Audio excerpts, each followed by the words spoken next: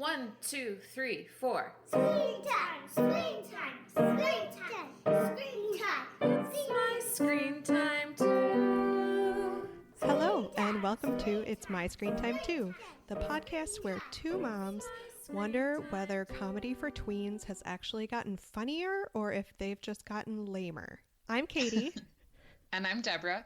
And I have one son. His name is Jay. He's 2.5. And I have an 8-year-old named Tony, and I have twin 5-year-olds named Libby and Nate. We are back after a short hiatus. Thank you for sticking with us. We're so excited to be here. Yay! So, in your several house move, have there been any changes to screen time policy? Well, just that, all order has been thrown out the window. We've been officially moved for about a month now, so, things are starting to calm down, but there's just, when you're doing things like unpacking kitchenwares, obviously your kid is going to get more screen time than they normally would because you just For sure. But yeah, no concrete changes. How about you? Not really. We're still not doing screen time during the week. But now we have a little wrinkle because Tony has a math program that his school provides, and he can go on the computer and print out his math homework if he forgot it, which I don't include that in screen time. But then there's also math games that are purportedly educational, but he still has a hard time turning it off, and he gets frustrated just like he would regularly playing a game on the iPad or something. So to me, it feels just like another screen time thing to regulate. Right. But his school is providing it, and his teacher wants the kids to log on. So do they give any guidance as to how much time the kids are supposed to spend doing it? Or it's pretty new, so no. And I don't think there's that much. It's new to him. He's excited about it, of course. He wants to play these math games on my really old Samsung computer that I don't think makes things load very fast. So that's just a new little wrinkle. I'm sure it will only get worse. Oh yeah, for sure. So has Jay done anything super cute since the last time we talked? It's been a long time. It's been about a month since we recorded, right? Maybe longer than that. A little bit longer than that. A little longer. So we have moved to Florida, and we took Jay on his first trip to Disney World. Yay! Which, we just wanted to break the ice and also get him there before we have to pay for his tickets. Oh, when is that? What age is that? 3. 3 is when you start having to pay. Okay. So it was, fun and exhausting, as anyone who's ever been to a theme park with a child, I'm sure, can attest. But the one thing that happened was it made me really glad that I've looked the other way, as Kevin, my husband, has introduced Jay to Star Wars. Because while I do think it's probably too violent for a 2-year-old, just watching my husband and my son collectively geek out over stormtroopers parading down the street and having epic lightsaber battles next to pretzel carts was just one of the most adorable things I've ever seen. It was too cute. Awesome. So how about you? The Star Wars love is strong in our house also. So this is more of a story about parenting when your partner is out of town, which you and I both do pretty frequently because our husbands have to travel for work. And so my husband is gone all week. And last night was the beginning of the time in the year when all of our smoke alarms begin to chirp with low battery, starting at 1 a.m. in the morning. And that happened last night.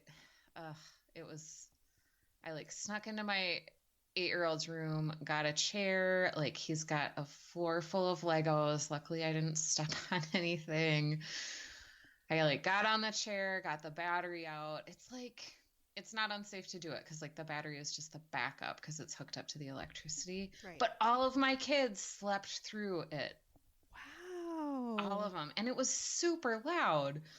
So I love them for that. Ninja It's not so mom. much a cute story, but just like a thank God you kept sleeping story. Well, and also a testament to your skills if you're able to go into their room and like dismantle a piece of hardware and replace its batteries without waking your kids up. That's pretty awesome. I don't know how I did it because I barely even remember it now. I mostly remembered it because another one started chirping this afternoon and we had to figure out what one that was. So I'm just bracing myself for tonight. Deborah, tell the truth. Did you use spinjitzu? Maybe I did. Ninja go. You've also been to the movies lately. Yes, my kids had a day off of school and our washing machine broke.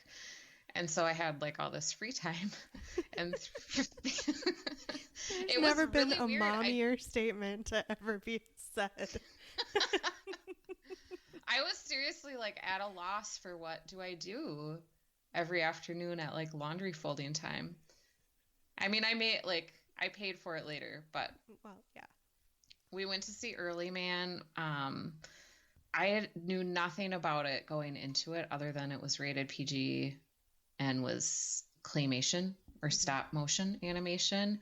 But it is kind of a funny movie because did you know that it was all about soccer? I think, yeah, I had read that, yes. Okay. Okay. So it's like a classic underdog tale. Like, but then it brought up all these feelings about and thoughts about colonialism, basically, because it's like these cavemen who are living in the Stone Age and then they get invaded by people from the Bronze Age. Mm-hmm. And it's all supposed to be outside of Manchester. So I think it's like sort of a fake origin story for the Manchester United team. Okay. And then these poor cavemen, they have to challenge the Bronze Age soccer team for control of their valley, which the Bronze Age people want to mine for metal. And like, why can't they just have their valley? Why do they have to play soccer for it? And why does like the savior have to be like a cute blonde girl? Oh, well, that's disappointing. Yeah, who like sneaks into the stadium. She's not really allowed to play soccer, but she knows all the moves because she sneaks into the stadium late at night. I don't know. It was a decent movie. My kids really liked it. I thought it had like all sorts of weird colonialist undertones. Yeah. It was not too scary.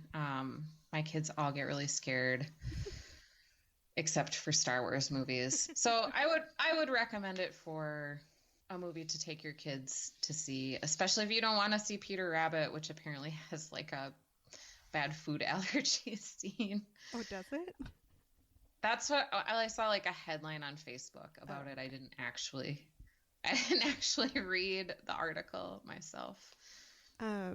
I am very excited to see Early Man eventually, even though Jay isn't really at a point where he's ready to see movies in theaters yet. But if you listen to our Shaun the Sheep episode, you know how I feel about stop motion animation.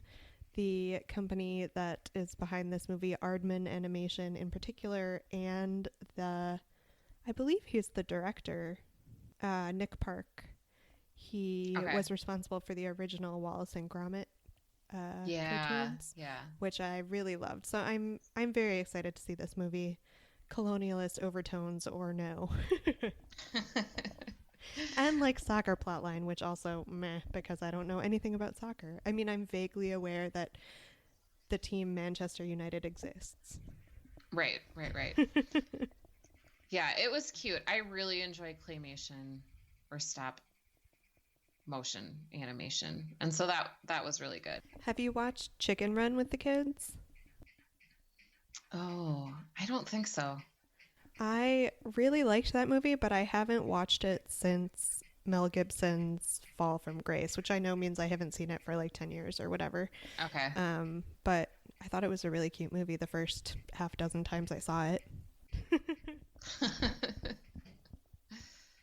Do you remember when like the question on everyone's lips, not really, was when and how will Mel Gibson be rehabilitated? And now like we live in this time where like every time you turn around, there's like a new Hollywood celebrity that's falling from grace, and there like are too many to care whether so and so is ever going to be rehabilitated. But you remember there was a while there when like everything Mel Gibson did, it was like, is this going to be his big comeback? Is the public going to forgive him now? Right. No one's going to be asking that about any other people that have fallen under the bus lately. Yes. Yeah. Sorry, that was way off topic. Should we move on to the main event now that we're already, 12 and a half minutes into our podcast? Sure. School of Rock. Yeah. Not the movie. Not the movie. Right. So this week we're talking about School of Rock. If you've not seen the movie, you should brace yourself for some quick spoilers. But the movie is 15 years old, so I think we're safe there. All right, so briefly, the premise is that out-of-work rock musician Dewey Finn lies to get a substitute teacher position at a prestigious prep school.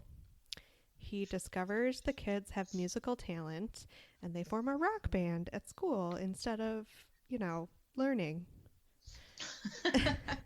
And the kids learn to loosen up from their rigid, academically focused lives, and Dewey learns responsibility, except not, because he's just letting these kids play in a rock band all day instead of learning things, but whatever. That's the premise. And it's based on a 2003 movie starring Jack Black, and the show premiered on Nick in 2016, and I believe it's currently in season 3.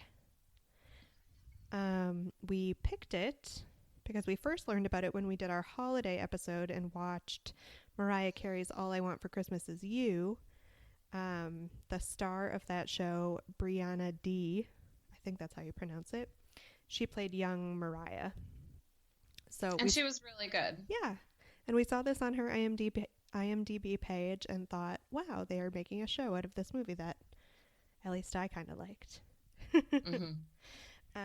And, we just can't stay away from those reboots. We keep talking about how lazy they are, and then we just keep going back to them, which I guess means that we're lazy too, but whatever. And like I said, I really enjoyed the original movie. Did you see it when it first came out? Yeah, I did. I like Jack Black a lot. I like him in pretty much everything that I've seen him in. When I talked to Jeremy last night, because again, he's away this week, I told him I was watching School of Rock, and he was like, oh yeah, that was a really good movie. I was like, no, I'm watching the show for my podcast. I really think that Jack Black excels in those kids movie roles because I find him so charming when he does kids and family movies, but then when he does like more adult roles, which granted he hasn't really been doing lately, he leaves me kind of cold. Like, I'm quite excited to see the Jumanji sequel that they recently did. Mm-hmm. What did you think of Holiday? Oh yeah, I forgot about that one. But I feel like that's an outlier, yeah? Maybe. I thought that was a really cute movie. It was a really cute movie. Yeah, his character's great in that. Yeah. Oh, but yeah, I'm never going to turn up my nose at a good rom-com. All right, so what did we watch? We watched the pilot, which was actually 2 episodes. So season 1, episode 1, Come Together, and season 1, episode 2, Cover Me. And then we watched a random episode from season 2, and it was episode 4 called Brilliant Disguise. And I'm just going to insert that. So the School of Rock is available on nick.com, but you have to enter your cable provider. And I do have a cable provider, but it wasn't in the list of cable providers. So I ended up watching it on dailymotion.com, which is a website I think users upload episodes, but then there are still ads, so many ads, and they are weird ads. Man. there were ads for like a local like OBGYN practice that I saw so many times, and it's just like this like middle-aged doctor talking about how much she loves delivering babies. There was like ad for Usborne books that was like clearly put together by somebody with like minimal video editing skills. It was so weird. But if you don't have cable and you want to watch School of Rock, dailymotion.com, they're not sponsoring us. This is not really an endorsement. I'm just saying that episodes are available there. Wow, your ads actually sound like a lot more fun than the ads I watched on Nick.com, which were mostly for Legos. Although there was one for a new kids game called, no, I don't remember what it was called, but it was something like Don't Step in the Poop. And it literally was like a mat that you laid on the ground with like fake pieces of poop. And like if you stepped on one, it would appear that you lost. OMG, I don't even know what to say about that. I will just say that there was an ad that I watched. Like I watched like these 3 episodes. I saw this ad like 15 times, and it was for making like, it was an ad for a propane grill, but it showed like this recipe for making like chili stuffed jalapenos wrapped in bacon. Mm-hmm. And I could like tell you the recipe. They looked so delicious. So this has nothing to do else with the from show. School of Rock. You learned how to make a really good stuffed jalapeno wrapped in bacon. Yeah. So I will summarize the first 2 episodes come together and cover me. We meet Mr. Finn, the substitute teacher, and he's at this prestigious private school because he faked his credentials to get the teaching job because his career as a musician or anything else isn't going anywhere. And the kids are very smart and they are very skeptical of the sub. So when he sees them in orchestra practice, he like sneaks out to his band van and grabs a bunch of rock and roll instruments. And then he tries to use the music as a device to teach literature. Like he wants the kids to play a song while somebody is like rapping a Shakespeare sonnet. So the kids kind of dismiss him. He gets discouraged. He quits teaching and he goes back to his job selling frozen yogurt in a costume, like dressed up as a frozen yogurt cone. The kids miss him. They convince him to keep up the facade of being a legit substitute teacher because they're motivated to win a Battle of the Bands contest and they want him to teach them rock and roll. And then in the sort of segues into Cover Me, the second episode, Summer, who's like the prettiest girl in the class, she has a super hardcore crush on Freddie, who's like a cool kid. And she tries to get him to notice her. And so her friend Tamika, who is also really pretty, but she skateboards, so she's like the tomboy character. She tries to help Summer out. Tamika can sing, Summer can't, but the girls decide that Summer needs to be the band singer in order to get Freddie to notice her. They go through this whole plan of where Summer lip syncs and Tamika's like singing outside the classroom, but it doesn't work out. So Summer cedes her lead singer spot to Tamika. And Mr. Finn helps out Summer by assigning her to play the cowbell. So she gets to stand close to Freddie, who plays the drums. It was kind of a sweet scene because he's like just trying to help her out, but I had so many problems with this plot line. And then in a side plot in this episode, a couple of the kids help Mr. Finn buy his guitar back from a former band member, and I did not have time. Was that actually Pete Wentz? I think it was. I think it was. He looks older. Well, don't we all? Gosh, he was a real blast from the past. Yeah. Like, remember Ashley Simpson? Whatever happened to her? I know, right? So anyway, what did you think? I thought they were fine. I mean, so it's very broad tween humor, sort of in the vein of things we've watched before, like Teen Beach Movie. But I would say that in general, some of the kids seem to have like pretty decent burgeoning comic chops. Like some of them were quite good at delivering their one-liners. I laughed more than once.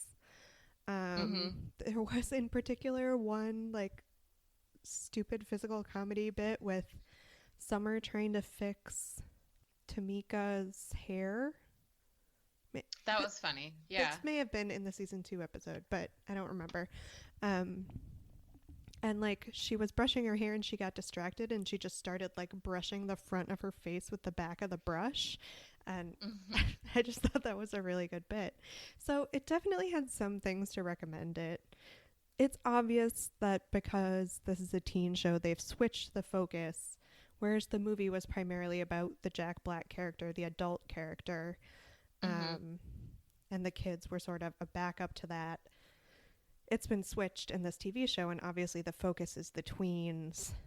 And I think poor Dewey Finn kind of suffers from that because his parts I find to be the most grating, I guess. Like, I'm just not all that interested in his antics. I had a hard time getting over the laugh track because it's just incessant. And bad. I just don't watch a lot of I just don't watch a lot of situation comedies, so it was jarring. I did think there were some funny lines. So there's one Asian character, and he plays like a pretty the stereotype of an Asian character in a show. Like his job is to be nerdy. But some of his lines were funny. Like he was like, my dad made me take classical music. He said music should be boring. And then I think it was another kid that was like, I've been playing the piano since I was 11 months old. And like Mr. Finn had a pretty funny retort to that. Like, yeah, like your parents are pushing you too hard or something. Yeah. So I thought the dialogue was pretty funny. I thought there was like the physical humor, like when the kids, like there's one nerdy character who's like really good at tech, but he couldn't figure, like he locked up all the bikes together and then they just decided to ride their bikes and like pull the bike rack behind them. I thought that was funny. That was good. I love the substitute teacher trope. Like it reminds me of, did you watch My So-Called Life? Yes. Yeah. So there's like one episode where there's that like substitute English teacher who comes in and like changes Angela's whole outlook on life. And then he rides off into the distance in like a broke down Honda. Probably a Volvo, actually. So I like that trope in, I don't know, teenage shows. Can I just go on a short rant about the fact that I'm a total process geek? And it didn't show any of that. Like, they're suddenly great at these rock instruments and they're suddenly all put together as a band. Like, it doesn't take any adjusting for... Is Tamika the one that plays the cello and then switches to the bass? Yes. Yeah, like she can just do it instantly. And sing at the same time. Have you ever tried to sing while playing an instrument? It is so hard. It is so hard. I agree with you. For me, at least. It's super hard. Yeah, I was thinking about that when I was watching Early Man, because there's like the makeover scene, but for a sports movie where everybody's like practicing and stuff. And like, I love that scene in a show or a movie. Like, that's my favorite kind of scene to watch, is where somebody is, you can just do it in a montage with some good music. It takes like 90 seconds. School of Rock. And the movie had all this charming stuff about like Jack Black doling out the different roles to all the kids in the class that weren't necessarily going to be part of the band, like the people who are going to do costumes and the people who are going to do lights and the people in charge of security, and they just kind of glossed over all that, which I felt like was a missed comedic opportunity. Yeah, totally. Okay, shall we move on to season 2 episode 4? Yes. So, Brilliant Disguise. Quick summary. The kids hatch a plot to play at the school dance while keeping their identities secret. They all have to do jobs at the dance, like take tickets and serve refreshments, etc. And they also have to evade the Weasley hall monitor who wanted to DJ the dance and suspects them. Well, he suspects that they are the band. I don't know how the band is still a secret at this point, but whatever. That's a side issue. So they successfully perform in disguise, and Summer, who is the manager and tambourinist, she's apparently graduated from Cowbell, finally confesses her crush on Freddie, only to discover that she actually confessed to the school custodian who was wearing Freddie's costume to fool the hall monitor. Deborah, what did you think of this little snippet from season 2? Well, I thought that Mr. Finn's hair looked better than in the first episode. It was like longer and more luxurious, and it looked like he had like conditioned it. Well, he has a teacher's salary now. Yeah, that's true. One thing that I couldn't get over was, so Freddie was trying to like get out of taking this girl that he didn't really like to the dance, right? It seemed like he didn't not like her. Excuse the double negative. Yeah. So when he's like trying to work it out, like the one black character, the school janitor, like comes up and says like he can like take somebody out or says something like thuggish to him. And I was just like, seriously, yeah. We can do better. And by we, I mean you, Nick, writers for School of Rock. Yeah. I did think that that child DJ, well, he just seems younger than the rest of the kids. He was a funny, like, evil foil, and there was a really funny scene that was just glossed over. You know what I'm gonna say? I'm nodding like an idiot because I know what you're gonna say. Almost, he like strangles himself when his headphone cord gets wound up in the turntable that he just carries around everywhere. That was hilarious. And like somebody rushes over and like frees him by cutting the cord. I also thought the bit about him in the tearaway suit at the dance, like he just had his like DJ tracksuit on under his suit and he ripped it off when he thought he was going to get to DJ. And then later at a triumphant moment when he really thought he was going to get to DJ, he ripped off the tracksuit because he forgot that he had already ripped off the suit. And someone goes, "Are all of your clothes tearaway?" And he says, "Yes." He was insufferable, and it was a funny juxtaposition to have like the hall monitor type kid who's like just on everybody to make sure they're where they're supposed to be, but like then he's also a DJ. It should be said he's really a terrible DJ. Terrible DJ, yeah. Yeah, I don't know that I really had any other thoughts about this episode other than to say that I just couldn't believe that they made it into season 2 and the band was still a secret. From the principal. And some things just don't hold up. I mean, this wasn't made that long ago, but like school shootings and lockdown drills and stuff is in the news really heavily. And like there was a scene where like Mr. Finn comes in through the window because he's late and the school is like the front door is locked after 8:15. And like that's just not funny anymore. Yeah. Yeah, you're right. I mean, it was I'm sure it was written and filmed way before today, like 2018, but yeah. Yeah. Do you think they just, when they have shows like this starring tweens that are at such like a crucial age on the cusp of adolescence, do you think they just film all the seasons back to back and they're like, we're just going to churn out as many episodes as we can before Freddie starts getting a 5 o'clock shadow? They might, but like seriously, Mr. Finn's hair was a lot longer and a lot better looking. So there was at least 6 to 12 months difference in the filming of the pilot versus that show from season 2 that we watched. So maybe so I'm just go ahead. I was just gonna say maybe tween TV stars are like gymnasts where like they somehow manage to arrest their development so they can stay the same age for the television show.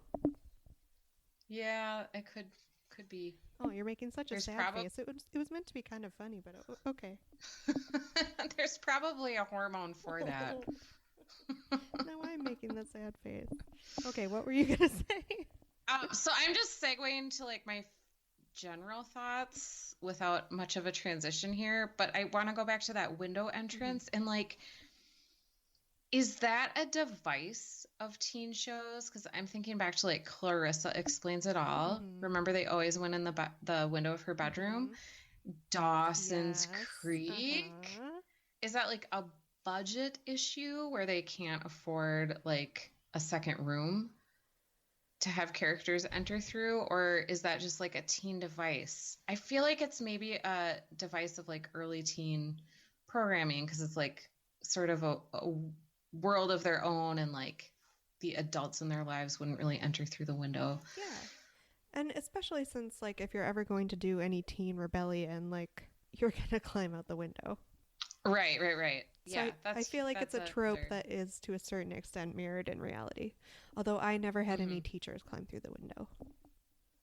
No, I never climbed out my window either. Oh no, neither did I. I was way too much of a nerd. But my sister did. I won't tell you what sister so as not to get her retroactively in trouble. Deborah, do you watch much tween programming with Tony? Not regularly. He has watched The Odd Squad before, which is kind of a cute like kid spy show. And last summer he really was into The Descendants, which is that movie. The movie's about like the kids of the evil characters from Disney. And we bought one of the soundtracks to one of those movies because the music is really catchy and it's like a bunch of pop songs, but for kids, I think they really find it catchy. They can memorize the lyrics pretty fast. So not super familiar with the teen programming. I was a little disappointed. I thought the music was going to be better for a show titled School of Rock. I expected like a tie-in awesome soundtrack. Yeah, the soundtrack was not awesome. It was very kids bop feeling to me. Well, it was just nothing beyond being mildly impressive that the music was being made by kids, but it's not at all clear that the kids are actually making the music. Right. And I tried to look it up, and I found information about the movie. The kids in the movie played all the music, but I couldn't find any information about the kids in the show. I do think that Brianna D, she has a really good voice for like a poppy singer, and I'm sure her manager is encouraging her to like have an album and like test out a music career. Yeah. If the acting thing doesn't work out. I feel like that's where she's going. She definitely feels like one of those young Disney stars. I know this is a Nick show, but she feels very much in the same mold of a Selena Gomez or yes. All right, I don't know any of their other names. But the music was, I'm trying to think of the music from the first episode, but there was like a Meghan Trainor song that was popular a few years ago. Okay. Yeah, it's just really not memorable at all. And not rockin'. So the big question is, did we need this rebooted? Sure. I guess it's a good idea. That's a funny idea. Like if I were like 10 to 12, I would love this show. It would be just the kind of thing I would want to watch. But I think as an adult watching it, it's really hard to get over the hump of the fact that like Dewey is supposed to be learning to become an adult and like having a positive effect on these kids' lives. And yet he has no pang of conscience about the fact that he's taking them away from like their studies for presumably quite a long time. Like he's their primary teacher. Yeah. And that never becomes a problem. In the movie, it eventually becomes a problem. Like it's only for a short span of time that Dewey Finn is masquerading as a teacher. And then like he smoothly transitions to having a very popular after school program. Right. And I know that wouldn't be as much fun as a plot device for a show. I understand why they're doing it, but the the mom in me can't quite get over that, which makes it hard. Yeah, it's in season 3. Think of all the things they're not learning.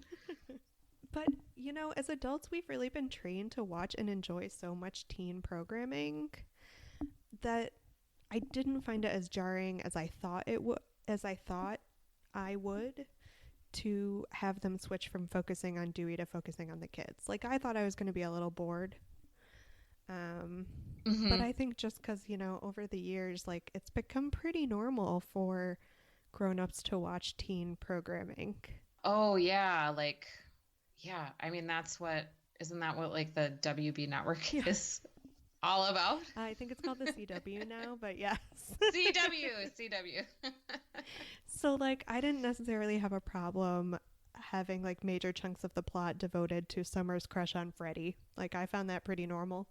I just think it's a tired, like the pretty girl liking the cool kid, and like she's trying to change herself so he'll notice her. Like, remember that scene in Gone Girl, or like the part in the book where Amy like rants about The cool girl. we need to move past being the cool girl? And I feel like ever since I read that, because like I totally like that spoke to me. Yeah. Agreed. And ever since I read that, and then watched it in the movie, I was like, yeah, I'm done with that trope. And I mean, the rest of the world hasn't moved on like I have. No, you're right. You're more highly evolved than the rest of us. Did you have any thoughts on the cast? I really liked Brianna D. I thought that, how do you say his name? Tony Cavallero? Sure. There's only one L, so that would be my guess. I thought he was fine. I thought everybody in the show was like a really fast talker, and I wanted him to be more like Sean Penn's character in Fast Times at Ridgemont High. Because of the hair? Or like, just like the stoner dude who hasn't grown up. Like also like Bill and Ted's Excellent Adventure. Like, I just wanted him to be like a little slower on the uptake. Yeah. I thought that would be more fitting for like a dude who's like been in a band selling frozen yogurt, man. Yeah, he was fine. But like I said, if anything, it just made me realize that apparently I'm fonder of Jack Black than I had realized. Yeah, and we should both rewatch the original movie, because I'd like to revisit it. I have fond memories of it. It's probably still really good. Yeah, I hope it's aged I think well. it's one that holds up. Yeah. So, did you find that this compared to any adult movies or TV shows? Well, I was thinking about shows that involved a prolonged con. Like an Ocean's 11 or something like that. Like, just the whole plot is them trying to pull the wool over someone's eyes. But that's all I got. How about you? I just thought about Whiplash, that movie about the jazz drummer, which is excellent. Very good. Super good movie. Yeah. It's not anything to do with like a caper or that, like, that's pretty literally like a teacher degrading a student until he becomes a brilliant drummer. It's a rough watch, but very, very good. Yeah. Did you do any casting of the gritty HBO reboot? I thought about, so you know Donald Glover, of the creator of Atlanta, he also has like a musical persona, his Childish Gambino. So my thought was like, what if, and this could even be like a reality show or a scripted show. What if Childish Gambino like does like a clinic or workshop to like a bunch of actuaries and tries to teach them how to sing like soul music? That would be really funny. I would watch that. Don't you think that would be good? Yeah. Yeah. Especially with like Donald Glover's really dry wit about the whole thing. I think that would be very compelling. That's what I've got. How about you? I was really stuck on this one, so I actually went to the HBO website and looked at like their list of television shows.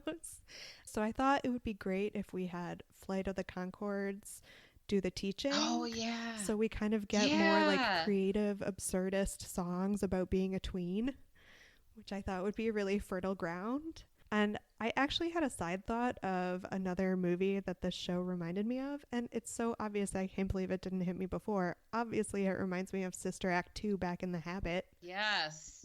I also thought of Sister Act.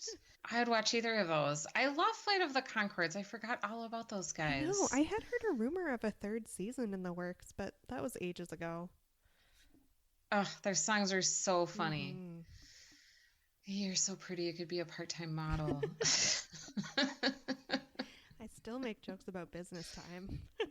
Yeah. So do you think it was better when we were kids? Well, we had Saved by the Bell, Yes. which was, I mean, that's a classic. It also reminded me a little bit, remember the show Welcome Back, Kotter? I'm sure you don't. From Nick at Night when I was growing up. But so do Yeah, you. yeah, Like, yeah. you weren't watching it in its original run.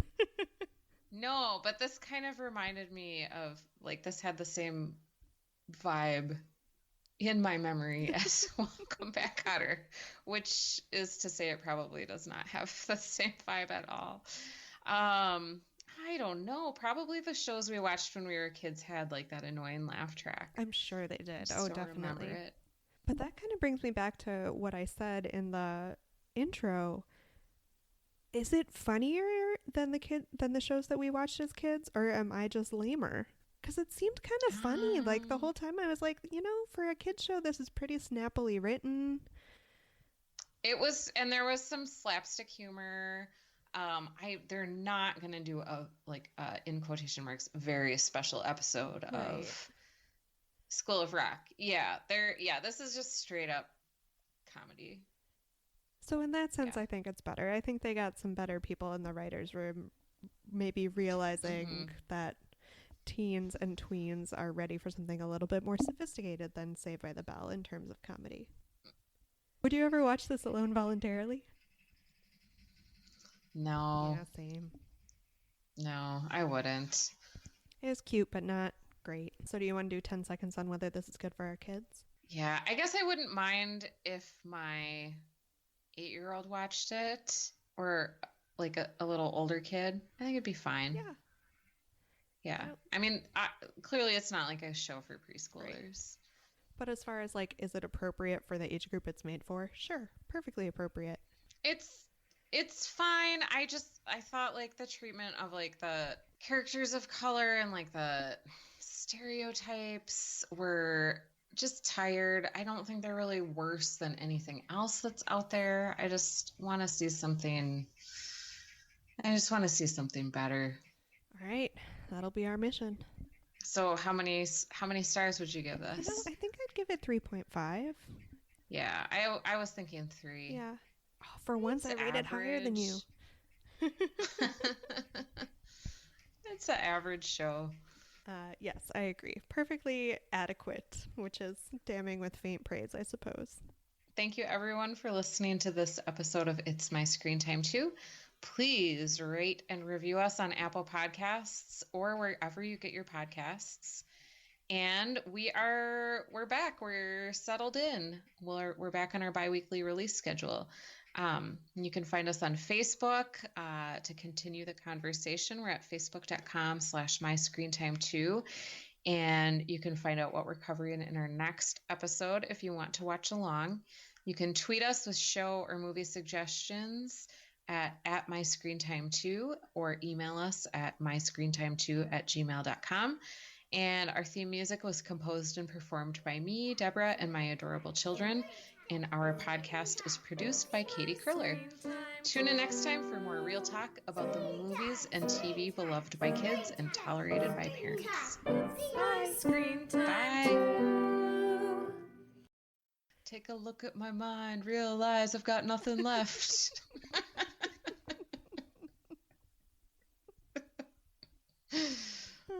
Oh, it is a good song.